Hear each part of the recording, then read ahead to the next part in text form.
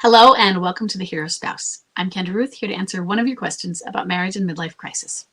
Today we have an anonymous female left behind and forward-moving spouse with a bomb drop of July 15th, 2023, or earlier than that, but she wrote that and then later references 5 years since that this has been going on. So we'll look at that. A date of marriage of 1990. She has a clinging boomerang who is a high-energy read player. She says his affair started in March of 2020. It was on and off, and I found out in July of 2023. So that's why the bomb drop 2023. Okay.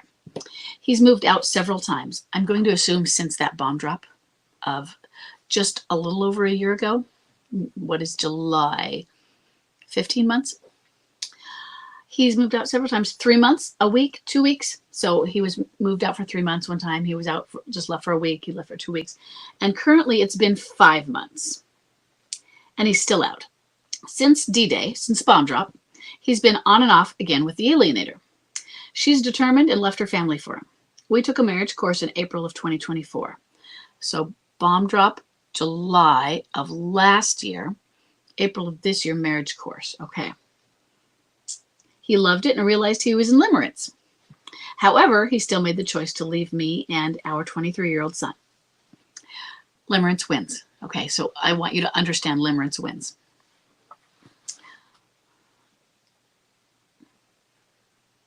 He comes around now and then, and he texts twice a week. The alienator has fooled around on him, and he doesn't trust her, but he always goes back. That's how you know it's limerence, okay? And do you think he's always going to go back? In other words, do you think in 10 years, if she's still fooling around on him, he's going to keep doing that? Okay. I love my husband, but don't recognize him anymore. I'm heartbroken, and I can't imagine my life without him. He also gave up his faith and completely turned on his morals and values. Now, do you notice, did you notice that before bomb drop, or did that start with bomb drop? Because oftentimes he was having a long-term affair, and he's been off and on since bomb drop. Was he off and on again, or do you know anything of it before that? Because that's a long time for limerence, but limerence can last longer when it is secret. And so the affair was secret March 2020 until 2023, until about 3 years in, and then it stopped being secret. So it could last because of the secretness, but something was going on. What happened that brought out bomb drop? Okay, hold on, let me get back to reading. I'm heartbroken. I can't imagine love. Okay, we did that. In March of 2025, it will be 5 years, and I'm at a loss with what to do. I've come across midlife crisis before, but thought he was too old at 57 to be in one. So no, not really. It's over the average age of bomb drop. But now this is the average age, so we have lower and we have higher. We have plenty of people that are in their later 50s. The average age of bomb drop is 46. So I think people think of 46 as a good age for it. Or a bad age, but you know, a common age. They also think of 40 because there's that, oh my gosh, I'm 39 and a half, I'm about to turn 40. And that's actually pretty young on the scale of the average being you have some above and you have some below. So you're still there. I mean, yeah, we think that we think that we've missed that boat, don't we? When we get that long. And it comes in some ways as a bigger shock. So what do I do? How long will this last? You really want to know? Yeah, you do, I know. Is there any way to pull him back and away from the alienator? So I'm going to tell you how long midlife crisis lasts. He was having an affair well before bomb drop. We start the time clock at bomb drop. That does not mean that given this long-term affair, maybe other things were going on, but just given what the general rule that I follow, it's something I do, is with bomb drop.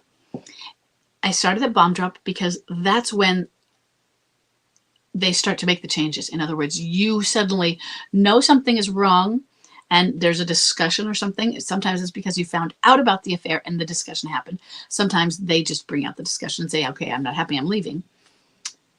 But after that discussion, now, well, they've made it known to you, so now they can change their behaviors, they can change their attitude towards you. So sometimes you go from, hey, we had our 25th anniversary, we went on a cruise, it was lovely, I thought everything was perfect, they gave me the most wonderful card, said I'm the best wife ever. A week later, they dropped the bomb. And after that, I was hated. Absolutely. They started vilifying me. They changed their entire story. So that is why bomb drop is the start, because they change. They start to try literally to escape and avoid. And they go inward. They have the affair, and if they have been having it, you didn't know about it, but now they might start to become more public with it, or taunt with it, or you wonder if they're having an affair because you read that they commonly have an affair. You're wondering, what are they hiding? You start to look for the signs. But they feel they don't have to hide anymore. And I don't mean hide the affair. I mean hide how they feel. And so you can be public enemy number one. So how long it lasts then is from that bomb drop point, 3 to upwards of 7 years. I'm not going to tell you that that's what yours is going to be. 3 to upwards of 7 does not mean most are 3. 3 is, remember how averages go. It is not where most people are. Most are longer than 3. 3 is a short. If it's 2 years, then I say premature. I'm like, okay, what's going on? But 3 years, yeah, we see some that come through in 3 years, not most. Okay. And I say upwards of 7 rather than stop it at 7, because sure, we could say 3 to 7, but then there are those that really do go upwards, and it's enough that they get stuck in their replay or the escape and avoid phase. Is there any way to pull them back and away from the alienator? Yes and no. And what I mean by that is it's not your job. I know, but so it has to play out. And your direct, not indirect, but direct interference is just going to backfire and create more resistance. Think about how when you're told, especially a teenager, and you're told not to do something, the teenager doubles down on it. So the more you try to get them apart in that kind of direct way, the more you create resistance in him. The more you might solidify them being together, or maybe you break them up, but you ruin the relationship with him as well. Okay, yours. So you don't want to do it in that kind of a direct way. Other things, how do you pull him back and away from the alienator? Well, you detach. So you need to learn about what detachment is. You detach and heal, you thrive. You become empowered. You get your power back. You are empowered. You are an attractive force. And that, I'm not saying, hey, go out and attract people like men and things. I'm saying there is this charisma about you that people look and go, wow, I want to know her. And he does that. He looks back and goes, why is she doing so well? Our lives have fallen apart. And yeah, it's my fault. I feel guilty and I'm ashamed. But I'm doing poorly. Why is she doing so? What has she got right? What has she figured out? She has figured out something, and I want to figure that out. I want to be with that. That is attractive to him. And so that's what you do. And remember when I said 3 to upwards of 7 years, let's say you had a bomb drop and you did your crying and all of that. But within 3 months, you were figuring it out. That's fast, okay? And within 6 months, you were like, I'm an attractive force. That does not mean the timeline is now less. It's his midlife crisis timeline, 3 to upwards of 7. And sure, maybe by being an attractive force that does not pressure them and does not do too much of guilting them, you don't create their guilt. That's toxic guilt. It's good that they have guilt, but it has to be their own. You don't tell them how ashamed and a terrible person they are. You want them to feel shame naturally because of what they're doing. So you don't want it to be toxic. All of those. You show grace. Maybe somebody who you could have, maybe they'll have a 4-year crisis. I'm just throwing that out. It could be a 6-year. It could be a 3-year. But all of the resistances that we add to it, I don't think we make the crisis shorter. I think we make it longer. So I think we, as left behind spouses, and all the normal stuff we do, because we're having trouble moving forward and detaching, and the begging, pleading, and the crying, and the guilting, all of those things. I think that we can help make it that upwards of 7. But then we also see by year 5, I know that's a long time, but by year 5, you might be really you're frustrated and you're tired of it. And how long do I have to do this? And it still hurts, but I'm healed. I'm good. They're still upwards of 7. It's their problems. So it's not your fault that they're stuck or staying in their crisis. So you pull him back. It's not that you pull him back. It's that you set up a context in which he is when he looks back. Because yeah, you have a son. You have a history together. He's going to look back. When he sees something that's interesting, something that he wants to be a part of. And limerence wins, even in that. So the limerence has to go through. Now, things you can do, and you be careful, you do them just a little bit lightly. Like you're not going to add a lot of salt, you just add a little bit. You can do some truth darts. Okay, I will try and remember to put the truth dart link down below. If I don't, you can ask me for it. Or you can go look it up. It is on my blog.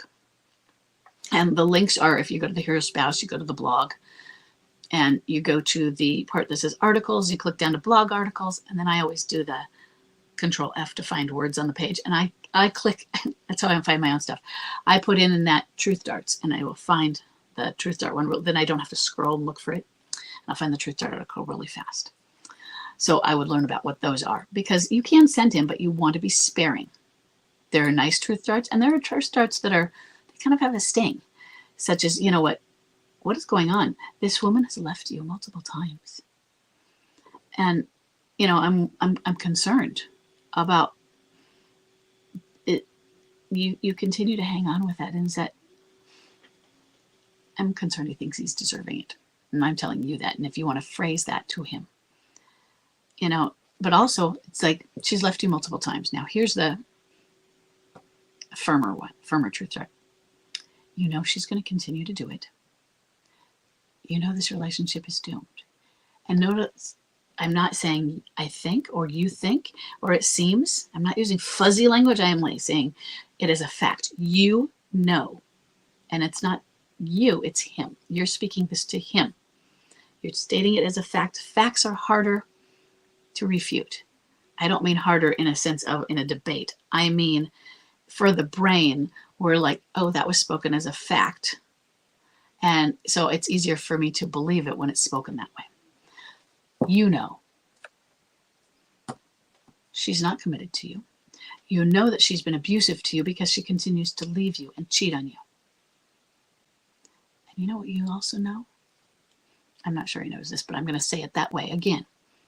You don't deserve that sort of treatment. You don't deserve it. So those are a few separate ones, but I kind of linked it because I wanted to get the empathy in there. So that's an idea of a truth dart. Okay. That's what I would work on, is those truth darts.